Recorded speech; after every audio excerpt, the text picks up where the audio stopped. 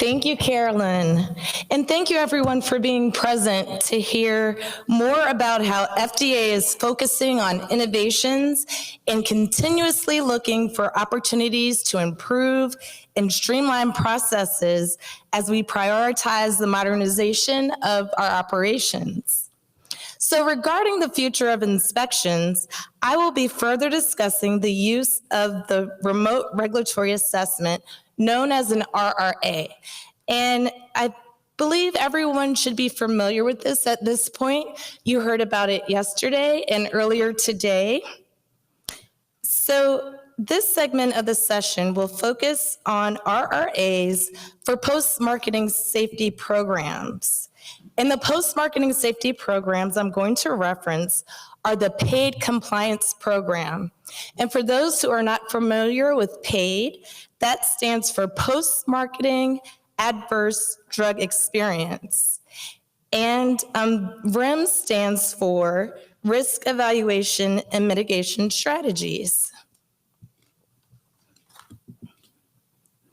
The latter part of this discussion will highlight elements of an RRA pilot project conducted by CEDAR's Office of Compliance, Office of Scientific Investigations, to monitor industry compliance and inform risk-based planning conducting RRAs in advance of planned PADE and REMS inspections. So let's start with a high-level overview of the PADE compliance program. To provide context, we follow a compliance program that provides information for conducting PADE inspections in order to monitor industry compliance and ensure FDA gets timely, accurate, and complete post-marketing safety information that we need to effectively monitor product safety profiles. So each fiscal year, we use a site selection tool to identify inspection candidates. The majority of our inspections are domestic. However, we do issue a small number of foreign inspections each year, with the total number of assignments varying based on available resources. And although we have the option to conduct for-cause inspections, the majority of PADE inspections are routine surveillance and generally not deemed to be mission critical. When we find firms aren't compliant, we try to work with them to bring them into compliance, and we can take actions like issuing warning or entitled letters if necessary. So in 2019, a public website was created for the PADE compliance program in order to provide a consistent source of information to industry and the public. You can access the link to this website at your convenience using the slides that were provided. Now I'm going to discuss the scope of the PADE compliance program. The PADE compliance program is informative when considering the characteristics that may make remote assessments a valuable tool for us. We inspect entities required to report post-marketing safety information to FDA. This includes application holders, as well as non-applicants named on labels such as manufacturers, packers, distributors, or retailers. We cover products approved under an NDA, which stands for New Drug Application, ANDAs, which are abbreviated New Drug Applications, or BLAs, which are Biologics License Applications, as well as marketed unapproved prescription drugs and over-the-counter monograph drugs. PADE inspections usually occur at a firm's corporate office or that of a business partner. For foreign firms, the site may be their U.S. regulatory agent who acts as a liaison between FDA and the foreign firm. Once we identify the inspection site, our team issues firm-specific assignment memos to ORA. Then ORA assigns a BIMO investigator who conducts the inspection and communicates with our team as needed for support. During the inspection, investigators assess the firm's pharmacovigilance activities using a combination of interviews, document review, and demonstrations. Because of this, the content they review during paid inspections may lend itself to remote assessments. For example, investigators verify if the post-marketing safety information already submitted to FDA is timely, accurate, and complete by reviewing submissions along with source documents. In addition to past performance, investigators also look at written procedures and current processes to understand how the firm conducts their pharmacovigilance activities. For example, they may do a live walkthrough of the safety database and other electronic systems to evaluate impact on data integrity.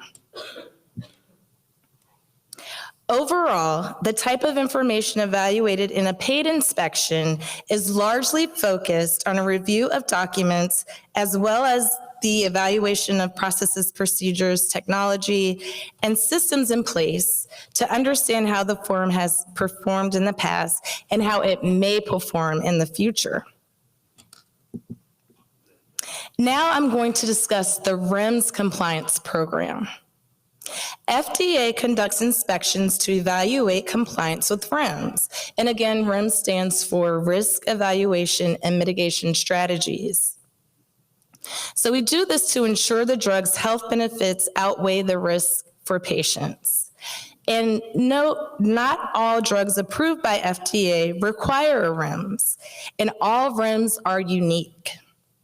Inspections are prioritized using a risk-based approach with a site selection priority list, and then regulatory actions may be taken if issues found during inspection are not promptly and adequately corrected.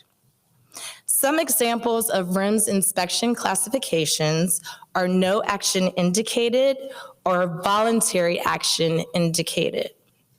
And also a note is REMS are enforceable, and some of the possible regulatory actions could be an untitled letter, a warning letter, seizure of the drug, or an injunction. And like with the paid compliance program, you can also find further information on our REMS compliance program website, and that is also linked in the slides that you have access to. And I just quickly want to mention some of the components of a REMS. It is important to remember that all REMS must include a timetable for submission of assessments. Another component could be a medication guide or patient package insert, communication plan for healthcare providers. REMS also come with a TASU, and a TASU stands for Elements to Assured Safe Use, which are required medical interventions or other actions by healthcare professionals prior to prescribing, dispensing the drug to the patient. Another component can be an implementation system and or packaging and safe disposal technologies.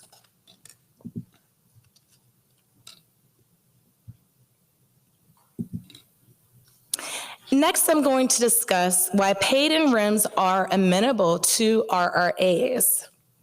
And again, that's remote regulatory assessment. That's a tool you've already heard about, so hopefully this will all come together. If we think back to the impact of the COVID-19 pandemic on resources and safety, you'll understand why ORA had the opportunity to conduct some of the assignments as RRAs.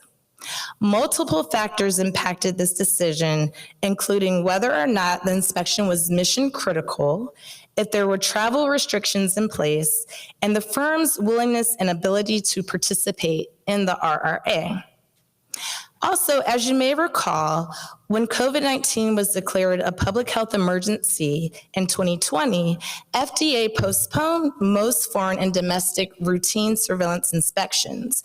And as I previously mentioned, most PADE and REMS inspections are routine surveillance, so they were put on hold. Now let's fast forward to May of 2020. FDA issued a press release informing the public that we may plan to use alternate tools and approaches while routine inspections are postponed.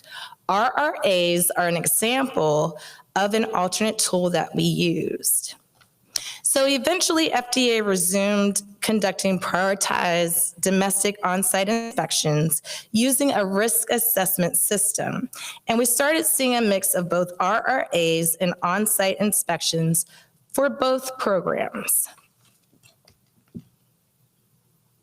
And then let's fast forward to summer of 2022.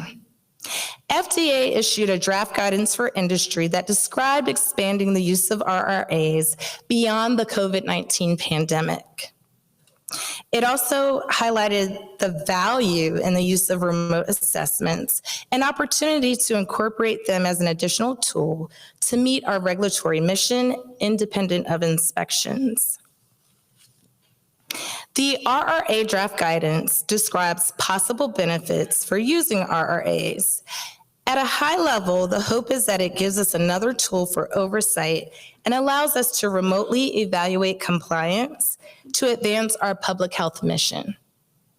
At a practical level, RRAs may be an effective tool for gaining an overall understanding of the inspected entity, allowing for a more strategic and efficient on-site inspection later. Additionally, just engaging in the RRA may help us identify issues that lead firms to promptly make corrective actions, which we could also look at during a future inspection. In the future, even though RRAs are not a replacement for inspections, they could help us accomplish more work with the potential to reach a wider range of entities, especially those that are lower risk and may not rise to the level of requiring an inspection. The wider reach also ties in with the ability to use our resources more strategically and maintain flexibility when our resources are constrained. Utilizing RRAs may also provide us agility so we can assess specific issues in a timely manner.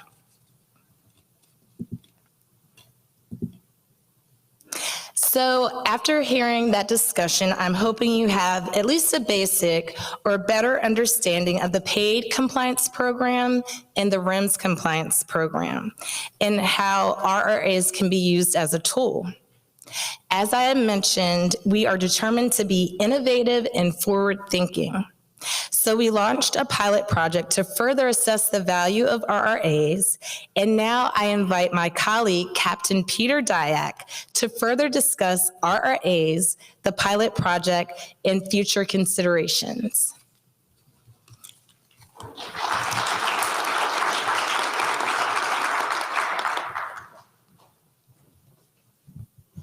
Thank you, Jenna, and thank you everyone for being here. We're going to collaborate on this presentation. So I'm the branch chief for the post-marketing safety branch, and on my branch we have the PADE compliance program as well as the REMS compliance program and the post-marketing requirement team. So as you can imagine, during the pandemic, we had a lot of our work put on hold, put on the back burner. So we decided we're going to pivot, and we're looking at these remote regulatory assessments, and we started a pilot where we would take this on in our branch, the PSB, and conduct the remote regulatory assessment in advance of an on-site inspection that ORA would be conducted.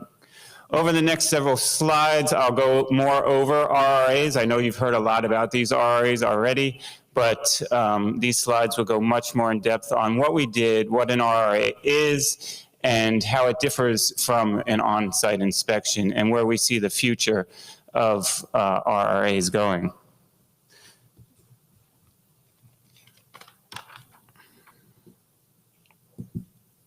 All right. So to start with, we may be able to get a sense of the inspected entity's business operations through conducting these RRAs through interviews, reviewing organizational charts, written procedures, contracts, and other documents related to how the entity functions.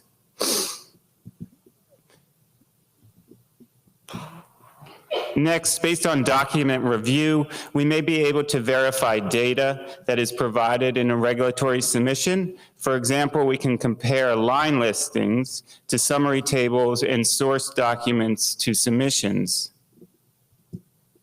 A combination of interviews, document review, screen sharing may also help us assess how the inspected entity handles adverse events. We may gain insight into personnel and staffing decisions, including their qualifications and ability to perform the assigned tasks by reviewing job descriptions, resumes, and training documents. Although challenging as conducting these RRAs, we may be able to evaluate certain aspects of data integrity through interviews, screen sharing, reviewing documents like data management plans and audit trails. This goes beyond just data submitted and looks at processes and systems supporting it. Additionally, we may be able to assess activities related to the database, such as validation, reconciliation, and transitions. We may also collect documents supporting communications related to PV activities, and inspected entities should also be documenting compliance activities. So they should be reviewing records related to compliance metrics, performance indicators, deviations, and CAPA management. These would all be informative.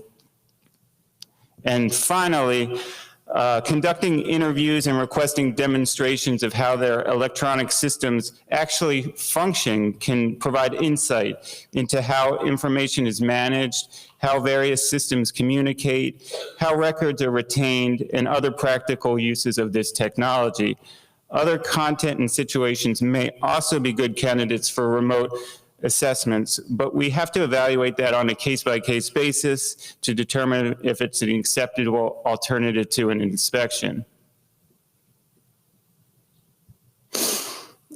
RRAs are conducted following the same compliance programs as inspections, and Jen already mentioned those compliance programs, and you can access those on our public website. The pilot project that we started in PSB, this is in advance of an on-site inspection. The purpose of the pilot is to strengthen our ability to monitor industry compliance and inform risk-based inspection planning. We did this by exploring the benefits, limitations, and utility of conducting RRAs in advance of planned PADE and REMS inspections.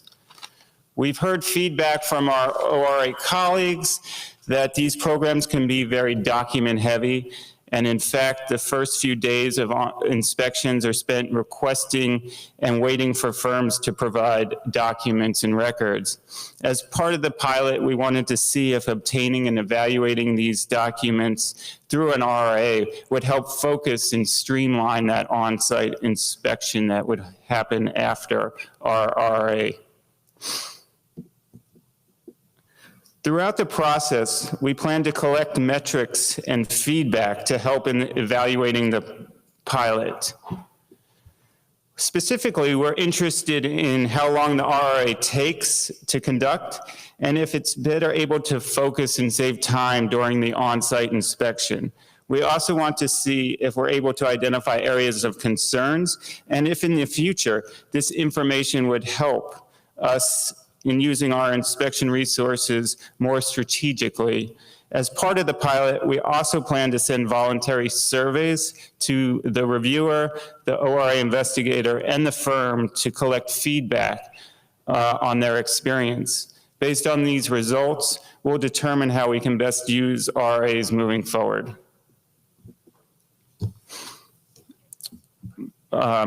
The RRA, although not a replacement for inspections, we're still being able to use the RRAs to assess PADE compliance during and beyond the pandemic. It's hard to draw conclusions at this point with this relatively small data set. However, we have noticed subjectively the findings from our RRAs so far were consistent with observations made during on-site inspections.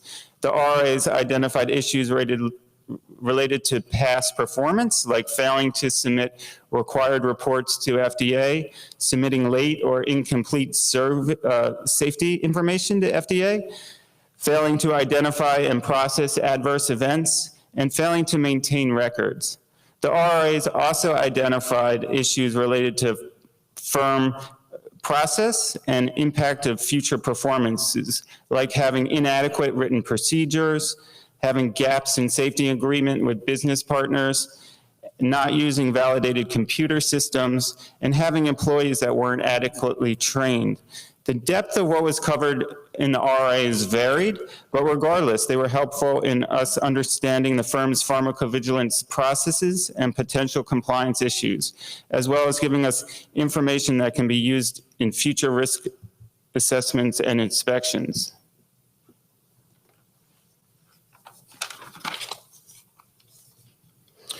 Remote assessments rely heavily on technology, and some of these issues we've seen have had an impact on our ability to effectively conduct them. These things have already been mentioned, but having unstable internet connection, poor audio quality, also sometimes the content, being able to see entities' screen is difficult during technology problems. However, also when we're sharing screens, it can be hard to read the screens. And in order to understand certain processes or verified data, we may need the inspected entity to transfer a lot of information, which can be challenging based on the technology problems that we've encountered. Finally, for all the issues and challenges I've mentioned, not every inspected entity has access to live tech support during these RRAs, which further complicates and can cause delays. And from ORA's perspective, they also need framework training and support to use these technologies.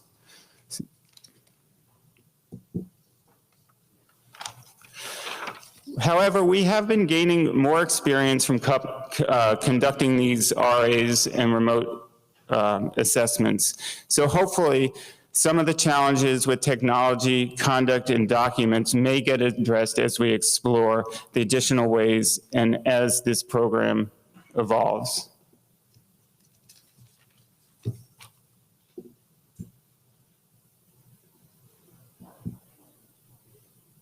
lot of pushing, sorry.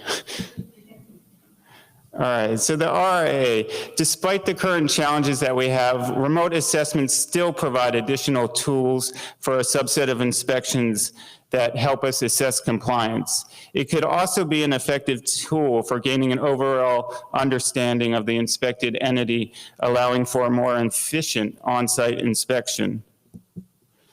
Currently, remote assessments aren't a replacement for inspections, but they do help us accomplish more work with the potential to reach a wider range of entities, especially those that are either lower risk and may not rise to a level of requiring an on-site inspection, or sites that are in locations that pose safety risks for the investigators and we can't get there. The wider reach also ties in with the ability to use our resources more strategically and maintain flexibility when our resources are constrained. They could also be a convenient tool to do a focused look at a specific issue, like verifying source data for a particular submission. In a direct sense, it may reduce expenses for both FDA and the inspected entity. But even more, it may provide a pathway to get timely information that we need to make regulatory decisions, support enforcement actions, and inform or preclude the need for an on-site inspection. Collaborations with our foreign counterparts also ties in nicely with the strategic use of these resources. Remote assessments open the door for coordinating joint compliance assessments where there is regulatory overlap. This could be beneficial for both agencies as well as the inspected entity, as it decreases duplicative efforts. It also provides additional opportunity to strengthen the collaboration and understanding of each other's programs. And finally, remote assessments may also be a useful aid in training. with the ability to see and review documents outside of a high-pressure on-site inspection, and with more opportunity to ask questions and discuss the document internally. Overall, it could be a valuable training tool, and exploring additional remote assessments would be helpful in the training of new investigators. This slide's a list of available resources that are available online. And this is some closing thoughts. If you hadn't listened to the rest of the conversation, this is basically a summary that we're looking to strengthen and streamline our ability to monitor industry compliance and inform risk-based inspection planning. And we're hoping that these RRAs will help us do that. We're going to continue to evaluate our use of the RRAs, the benefits, limitations, and the utility of them, and as a compliance tool in advance of planning PADE and REMS surveillance inspections. If you have any questions, we are always open. You can send your questions to our PADE compliance inbox and our REMS compliance inbox. These are available in the slides. And I'd like to take a moment to thank all the people on this slide who have participated in the pilot, the RRA pilot, as well as helped in preparing these slides. Thank you. And I think next up is Chrissy, who will be talking from ORA. Thank you.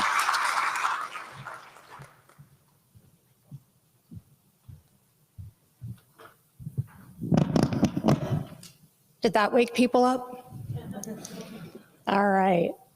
It's the middle of the afternoon on day 3 of the symposium, so if you've been with us for a while, you might be getting a little tired. Please feel free, if you need to, get up and stretch. I'll try to keep you awake as much as I can. For those of you who are watching online, welcome. We're glad you're here. And let's talk a little bit more about pharmacovigilance inspections. So today, one of the things I'm going to start with is talking a little bit about an overview of the FDA BIMO program. And so why am I doing this? I get asked these questions a lot. And so I think this is a really great forum to be able to talk about how we, within the Office of Regulatory Affairs, work very closely with our regulatory counterparts in CEDAR, and how we work and do the work that we do. We're also going to talk a little bit about the application holder responsibilities. I'm going to focus in here on a couple of really key items that are then going to lead into a little bit of a discussion about the future of inspections for pharmacovigilance. And so really, I want to make sure that those points are the ones that are brought home. So hopefully you'll listen to that part of the presentation. All right, so we're going to start just briefly with our overview. So for folks who are not aware, FDA is run by a commissioner who is a political appointee. He is appointed by the President of the United States and then confirmed by the Senate. So as you can imagine, every time we have an election year, we have a potential for a new leader at ORA. But he's really our guiding light. Right now, we have Dr. Califf. This is actually his second time leading the agency. And underneath his office and all of the things that they do, we have our 6 product centers who review all of the applications that come in. So we look at all commodities at the FDA. Our name may be food and drug, but we also look at tobacco products, we look at medical devices, and biologics, veterinary products, et cetera. So we cover a broad range of topics and a broad range of products. And supporting all of those centers is the Office of Regulatory Affairs. And we do this through inspections, investigations, import operations, making sure that products that are coming into our country here in the United States are safe, and those that are on the market are remain safe and effective. So just a little bit about the organization of ORA. We are led by an Associate Commissioner for Regulatory Affairs. That is currently Mr. Michael Rogers. And you can kind of see down below what some of the things that we do. So we do have a large group that deals with import operations. So looking at all of the food, medical device components, drugs, drug components, all those things that come into our country. We also have over on the right side our Assistant Commissioner for Criminal Investigations, or OCI. You do not want them showing up at your door.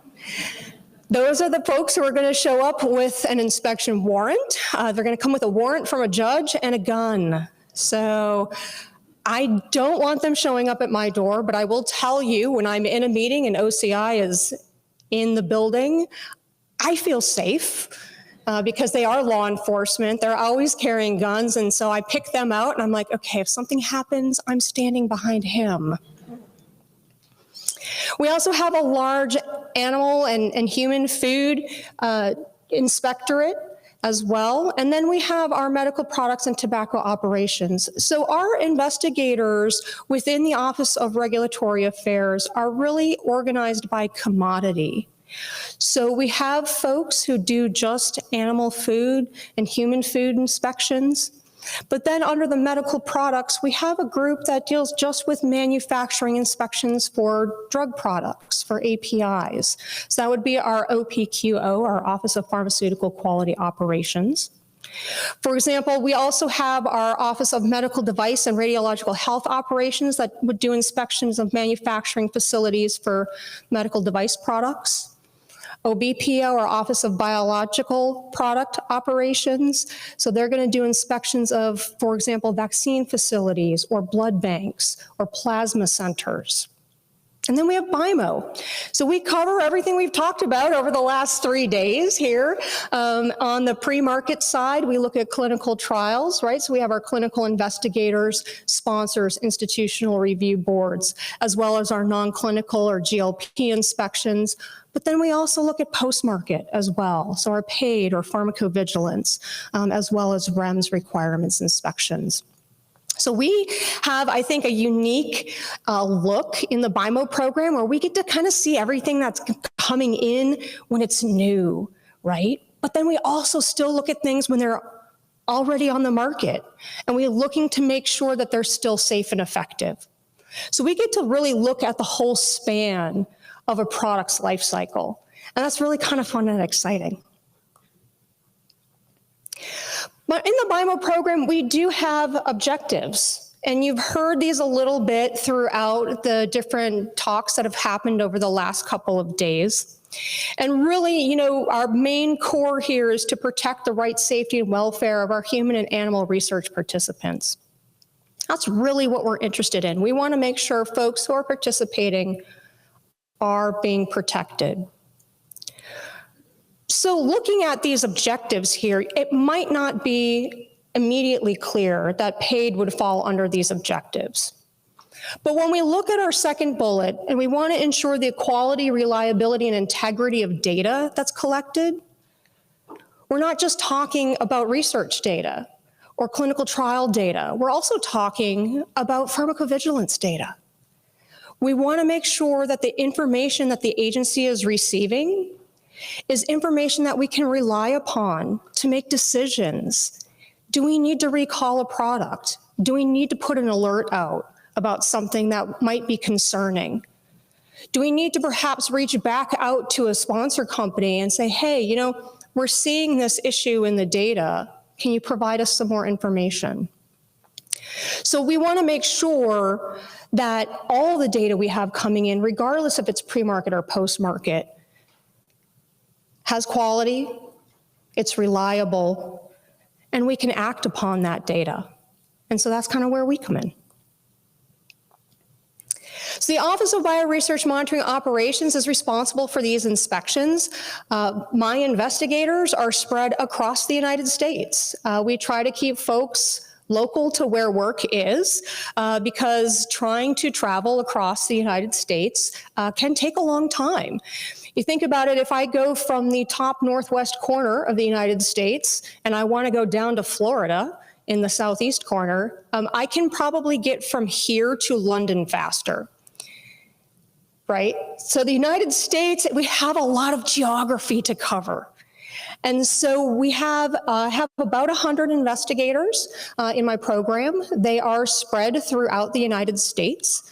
And to try to help with the organization of work, we have split the country into 2 divisions. And so we have a Division 1, which is roughly the eastern third of the United States, also affectionately known as BIMO East, because when we originally put this scheme together, I kept getting 1 and 2 mixed up, because we generally read left to right in English. And then the other 2/3 of the country are Division 2 or BIMO West. And so we really use this to try to help with the organization of work and ensuring that we're able to get our work completed and in support of the centers. So in addition to that, when we hire our investigators, in the BIMO program, they're expected to be able to do inspections for every type of inspection that we do. So we don't hire specifically pharmacovigilance inspectors or specifically GLP inspectors. All of our investigators would be expected to do both types of inspections as well as the other types of inspections that we do as well. And so that's part of the reason why we've got them spread throughout the United States. Less travel, is really nice if you can do it. And so we try to get them focused in areas where we know we have work. I do want to talk a little bit about how we get that work and how does it come to us. You heard a little bit from Jenna and Peter about how they are looking at RRAs and how they're looking at some of that work, but how does that get to ORA when they want us to go out and do an inspection? So they do a lot of work behind the scenes. They are looking at our different systems that we have for pharmacovigilance and the adverse events that are coming in. They're looking at previous inspections. They're talking to their center counterparts in the review divisions or also in the Office of Surveillance and Epidemiology that looks at a lot of our adverse event reports. And so they're getting this information and they're combining it together. And they're looking at, if we have any complaints or anything like that. And they're putting it into an inspection assignment. And they're writing up this memo and they're saying, hey, we want you to go and inspect this particular location. And we might have some additional questions or just follow the compliance program.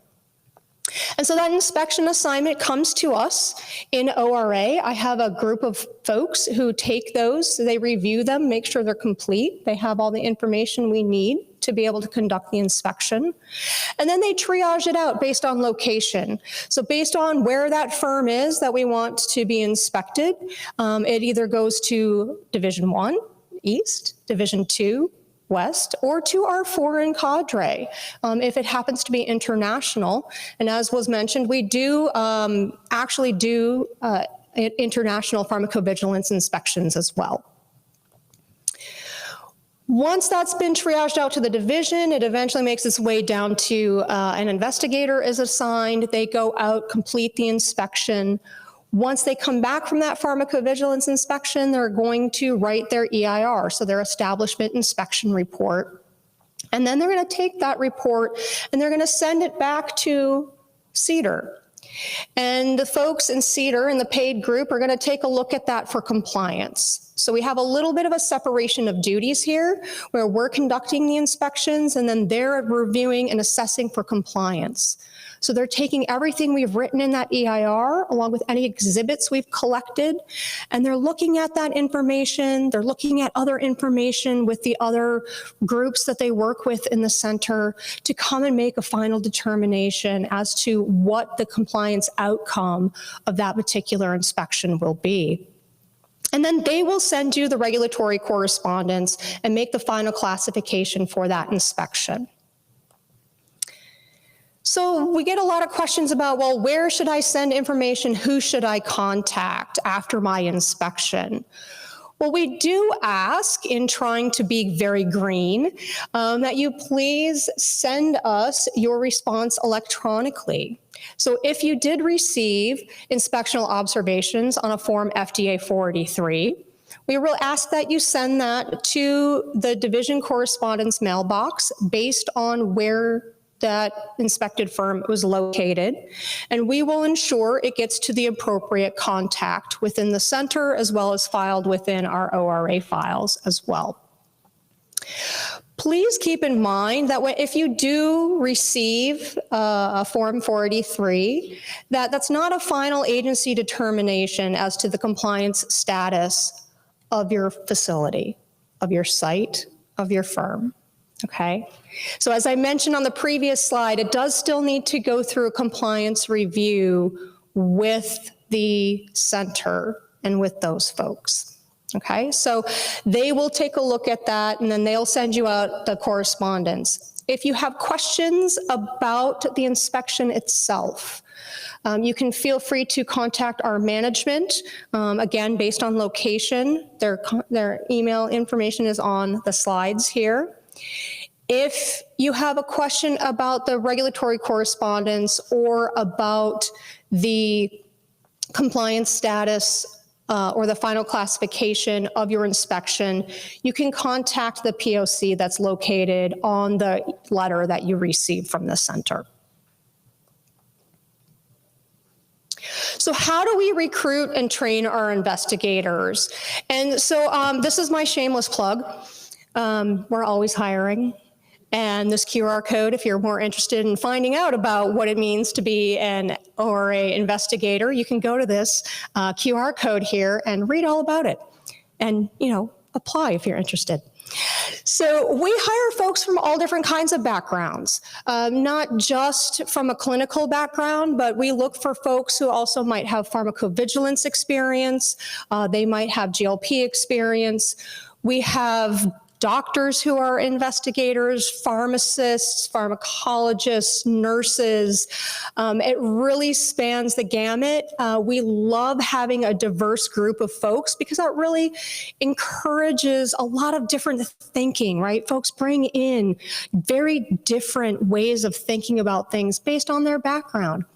We've got folks who are just relatively out of school, as well as folks who have been in industry for 15 or 20 years, who have come to us.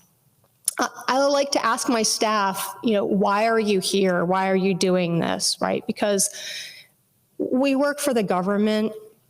We don't get paid a lot of money. You're not here to get rich if you're working for the government, right? But, you know, I thought it was really well put. One of my investigators happens to be an anesthesiologist by training. And when I asked her that question, I said, why are you here? She said, you know, in the operating room, I can help one person. But at FDA doing this job, I can help millions of people. I can help them.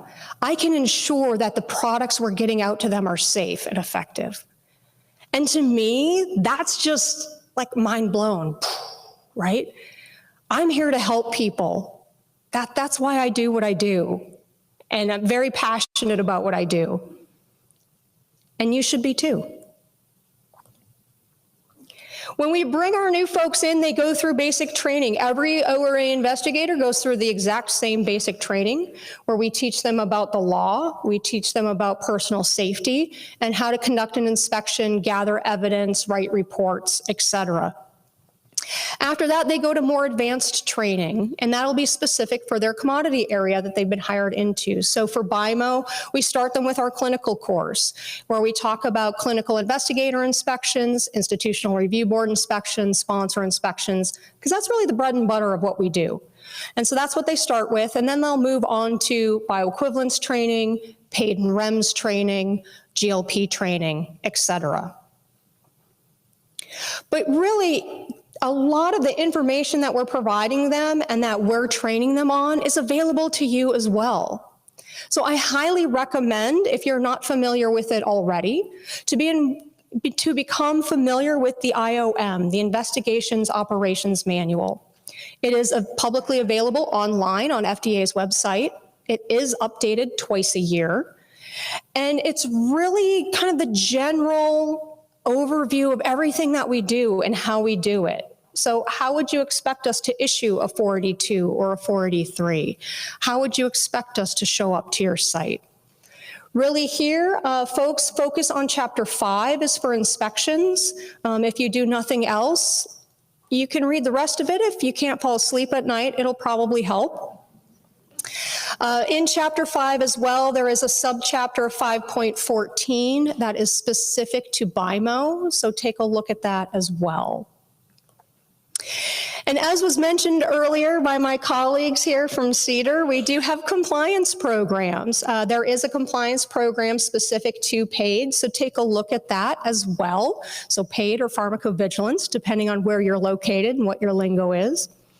And between those two items, you should be really prepared for an inspection, because the compliance program is going to walk you through the types of documents, the types of information that we're going to ask for while we're on inspection.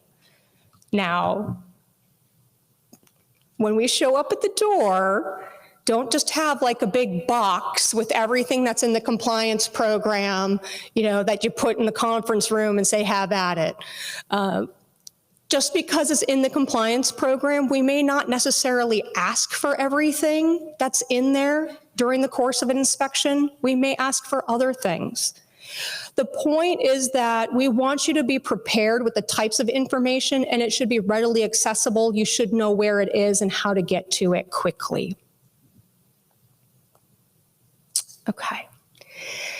So we're going to move on a little bit. There's a couple of points I want to make in regards to application holder responsibilities, and this is specific to PADE or pharmacovigilance. And so one of the things I want to talk about, and if you've been with us for the last couple of days, you may have heard folks talking about in sponsor oversight, control and oversight.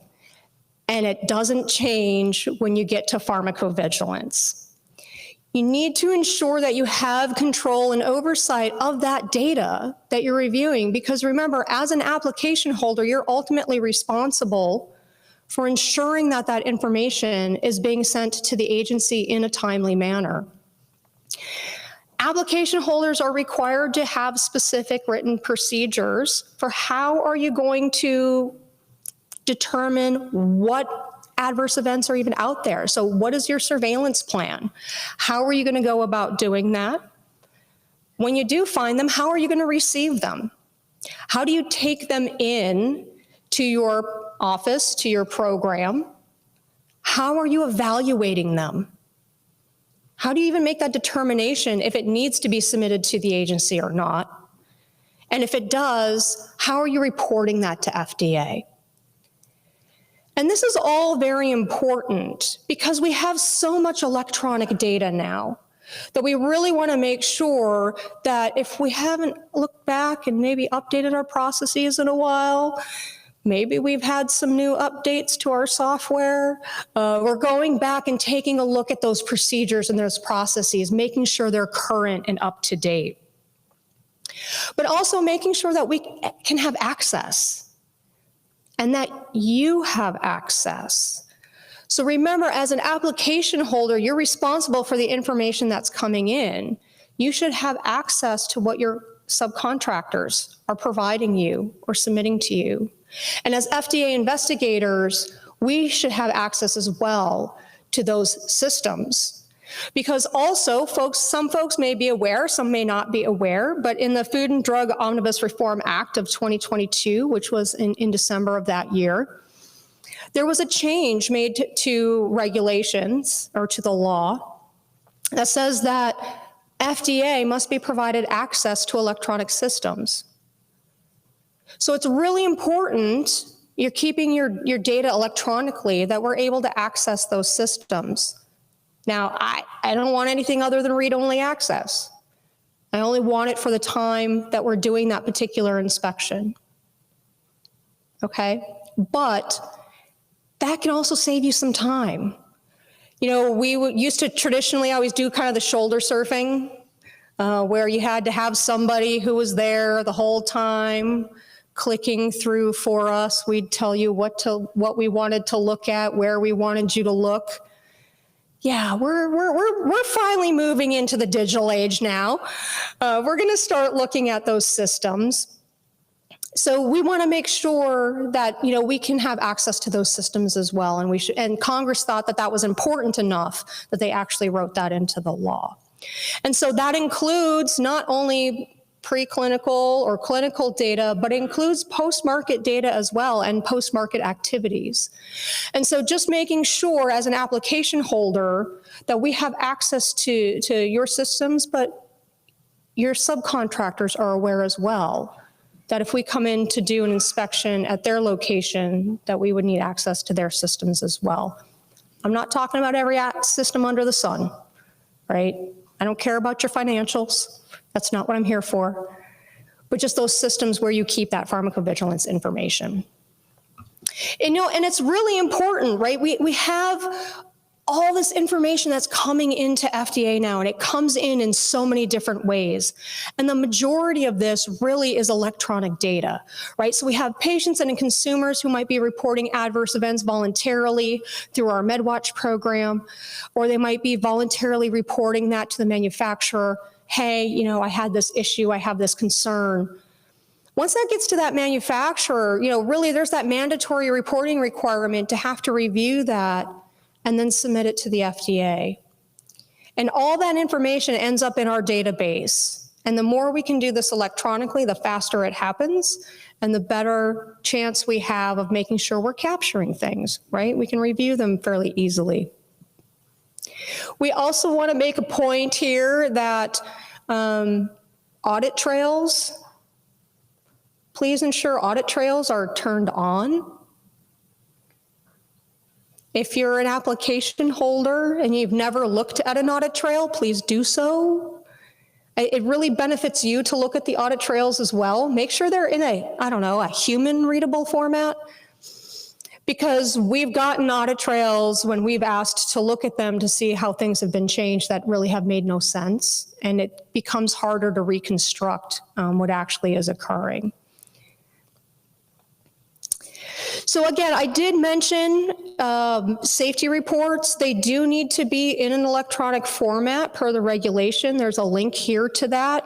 And we have 2 guidance documents out there that can help you with that as well. And so those are both linked here within the slide presentation. So please take a look at that, ensure the information is in a form that we can utilize. It does need to be in a format that FDA can process, review, and archive. And so doing that electronically really is the easiest way to do that. So you heard from my colleagues about the RRA pilot, and we're really excited about this because I think it can, you know, have some benefits for us on the ORA side as well. And so we're going to continue that pilot throughout the rest of this year and then do some review and look at it and see, hopefully it's successful and how we want to continue to incorporate that within our program. Again, I talked about access and inspection access, and we talk about electronic access.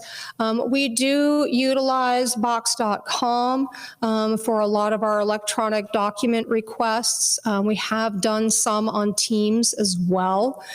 We know that in a lot of companies, you know, who has a CD drive anymore in their computer? I can't remember the last time I had one. I know USB drives are being locked down. So really being able to transfer files electronically through box.com is great.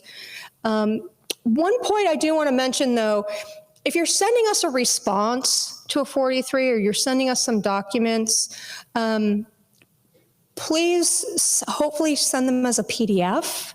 They're a lot easier for us to utilize. Please do not send us a link to a SharePoint site that you have at your facility because we're not going to be able to access that. We won't get past our own firewalls to be able to get there. So if you can send us a PDF, preferably bookmarked, I'm going to put that plug out there. With anything that you're sending us, that just makes it a lot easier for us to find the information. We end up with fewer questions down the road. And really, when we talk about inspection readiness, we've heard the last several days about kind of this, there's a little bit of a theme, right, about moving things upstream a little bit, making sure you have your risk assessment early, making sure you're doing those things. I would say that inspection readiness for your pharmacovigilance inspection starts before your first subject is enrolled in your first clinical trial. It starts with your risk assessment, with how you build your protocol, how you're gathering that data that's going to go in your label, right? Because then that's going to affect your pharmacovigilance down the road. So really being ready for that first inspection starts before you even start your first clinical trial. And it's just constantly looking at what you're doing. This is an iterative process. It's not a one and done when we first start, but anytime something changes, it's going back, taking another look at that risk assessment and making sure we have things right. So just to summarize, we do work very closely with CDER. We have a lot of communication with our folks and our colleagues in the center, especially around pharmacovigilance. Just remember, application holders, you do have responsibilities for electronic submissions, and there's a lot of great information in those 2 guidance documents, as well as the regulations about that. And our inspections will continue to evolve. With this RRA pilot, we're looking at ways to perhaps look at some information ahead of time so that, we don't have to spend as long of a time on your site. And hopefully it's going to free up some time for you as well.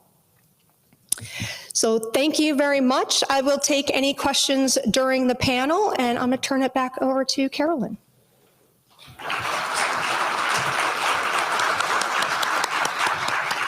Thank you, Chrissy. Thank you, Pete and Jenna. Unfortunately, Bob was not able to join us. He really wanted to be here, but he pre-recorded his presentation. So we'll turn it over to Bob, and then there will be a break afterwards. Thank you.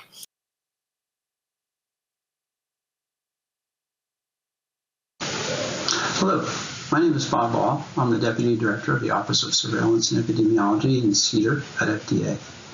Thank you for inviting me to talk today about artificial intelligence and pharmacovigilance. The opinions in this lecture are mine and don't necessarily reflect the views of the FDA. My only disclosure is that I have a patent on a natural language processing algorithm. Today I'd like to talk to you about what is artificial intelligence, how might AI apply to pharmacovigilance, then a framework for readiness for thinking about AI and pharmacovigilance, some more general regulatory consensus development activities for AI and PV, and then I'll summarize my talk. So to begin, what is AI?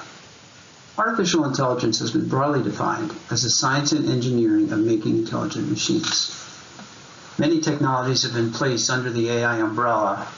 Machine learning and natural language processing are the 2 that have been most commonly applied to pharmacovigilance. Machine learning is defined as a technique that can be used to design and train software algorithms to learn from and act on data.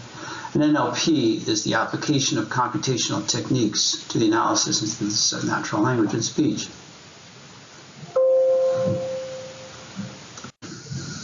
To take a little bit of a deeper dive into these definitions, classical machine learning is divided into 2 types, supervised and unsupervised. The biggest difference between the 2 is that supervised machine learning requires a human annotated data set that the algorithms train on.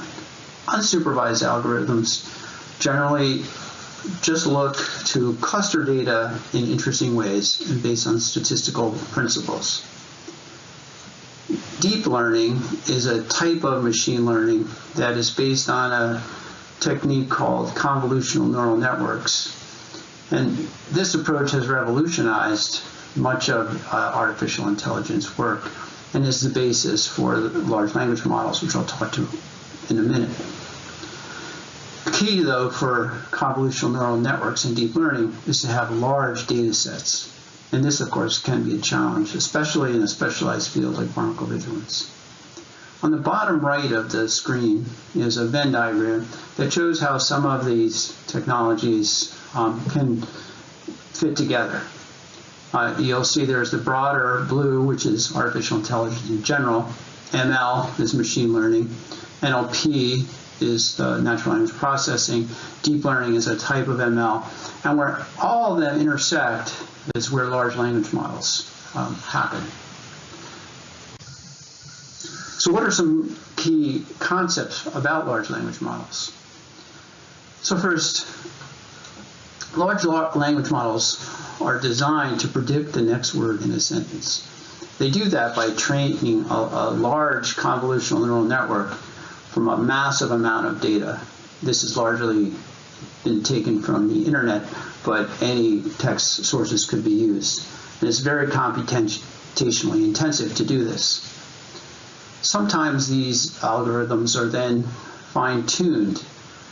This can be used by providing human feedback, for example, telling when the result of a query is correct or incorrect.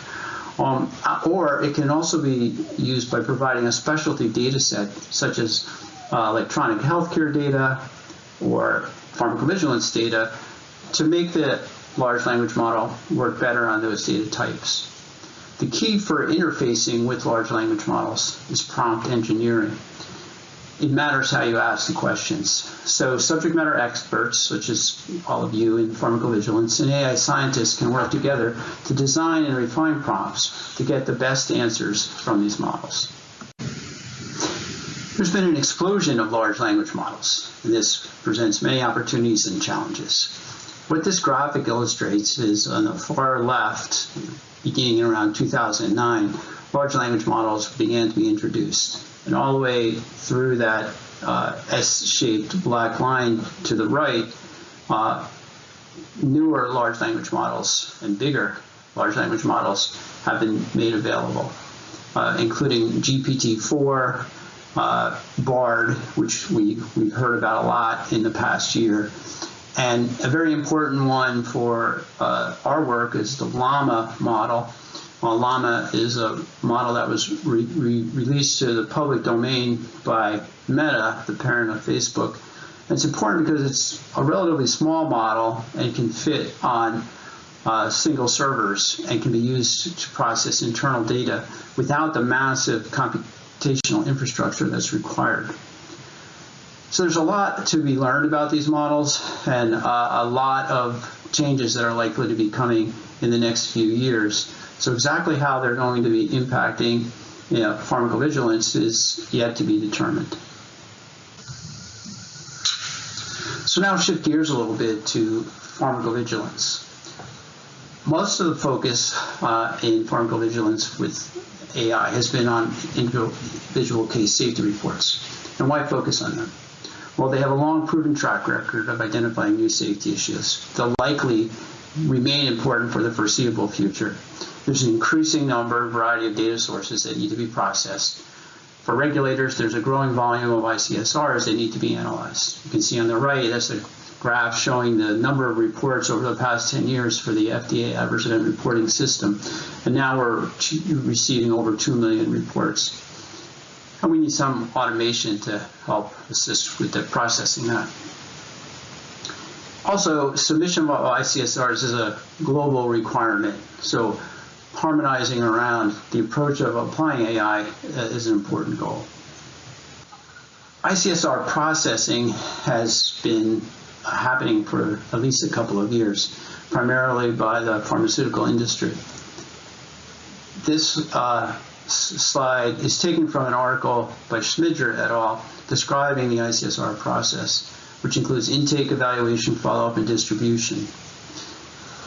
What I like about this graphic is it starts with a core of those main concepts, but then shows all the different tasks and subtasks that need to be computed to make this process work. Some examples of ICSR processing include identification of the 4 minimum elements of an ICSR, the identifiable reporter, patient, an adverse reaction, and a suspect product. Additional steps that have been computed include determination of important regulatory categories such as seriousness and expectedness. The next step in the application of AI, though, is ICSR, causality assessment. As all of you know, causality assessment is determining whether a drug is likely to have caused the adverse event or not. Right now, that relies primarily on expert judgment and global introspection. You can see on the right, this graphic illustrates, in a manner analogous to the prior slide, some of the core data points that are needed: drug exposure, the adverse event or outcome, temporality between the drug exposure and the outcome, and alternative explanations, with some of the subtopics in each of those categories. But what's important to note is that the assessment of ICSRs for causality relies on information internal and external to the report. And also that exactly how safety evaluators analyze data has not been completely described. It's a complex process. It varies often by the data available. And that's necessary to really understand how best to create a computable application. Many are hopeful that large language models will provide the nuance that will allow this to come to fruition. But when thinking about whether or not an AI algorithm is ready for ICSR processing and assessment, here are some things to consider. Algorithm performance is arguably the most important, but other things such as documentation, transparency, explainability are also needed. And then quality control. Quality control is very important because at the moment, none of these algorithms are perfect. So we're going to need a human in the loop to monitor the output of these systems. But if an AI algorithm doesn't achieve this perfect performance required for full automation, the key challenge then becomes, how do you ensure quality without reducing the efficiency gain from the AI algorithm to make it, to keep it useful? So you could have 100% validation, but then that might defeat the purpose of the algorithm. So some things to think about in how one might approach such a quality system include a risk-based approach in which the effort is proportional to the implications of misclassification on the overall evaluation goals. So if the algorithm is extracting age from a piece of text, for example, that might require less validation than an algorithm that's making a determination that this drug caused this adverse event. It will also be important to incorporate the reliability of the AI algorithm's performance through carefully applied principles of algorithm development and then potentially formal competence metrics. But the selection of quality assurance techniques is still a bit of an art, and more work is needed to determine what are some of the best approaches.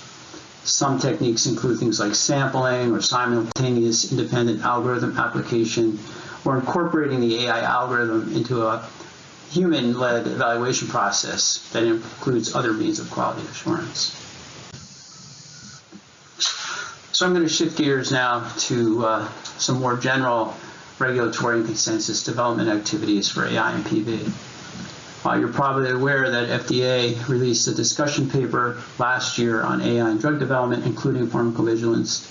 The EMA also released a reflection paper on AI and the life cycle of medicines last year. The FDA EMA pharmacovigilance cluster formed a working group on AI in late last year, and Health Canada and PMDA are joining that as observers this year.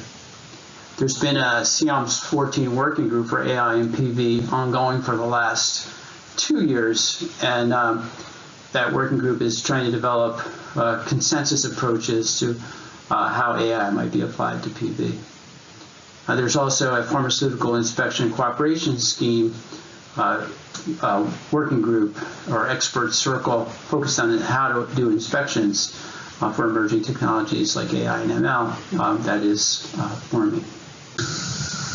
FDA's paper had as its goal to promote mutual learning around three main core issues: human-led governance, accountability and transparency, quality, reliability, and representativeness of data, model development, performance monitoring, and validation. FDA received many comments and is in the process of digesting those comments with the goal of producing a guidance document over the next year. Some of the work over at FDA includes continuing these collaborations and mutual learnings, tracking the use of AI ML in drug development, including pharmacovigilance, advancing and supporting development of demonstration projects to identify best practices, and probably most importantly, developing a risk-based framework for credibility assessment that is based on work using this approach for models in deterministic systems, such as, for example, pharmacokinetics or medical devices. So there's been a lot of unanticipated challenges with AI, and I suspect those will continue. A short while ago, the Wall Street Journal had this article about entitled, "Does Working with Robots Make Humans Slack Off?" And this is based on a long observed phenomenon in human teams where a small number of the team members do most of the work. Now, this may be something that you all have experienced yourself. And the Wall Street Journal article cited this paper on the right about a test that was run looking at how humans versus a human AI system for inspecting electronic circuit boards performed. And what they found was that the human alone did better than the human and AI. And they hypothesized that the reason was humans relied more on the AI algorithm when it was available to them. So in summary, classic AI systems are being used for ICSR processing and analysis, but uncertainty remains about the best approaches to monitoring quality. Humans in the loop will be important for the foreseeable future. LLMs are very powerful and are likely to change the landscape, but there's still a lot of uncertainty and a lot of technical and policy considerations to think about. And FDA is building a regulatory approach for AI and drug development, including pharmacovigilance based on a risk-based framework for credibility assessment. I'd like to acknowledge my colleagues and thank you for letting me speak today.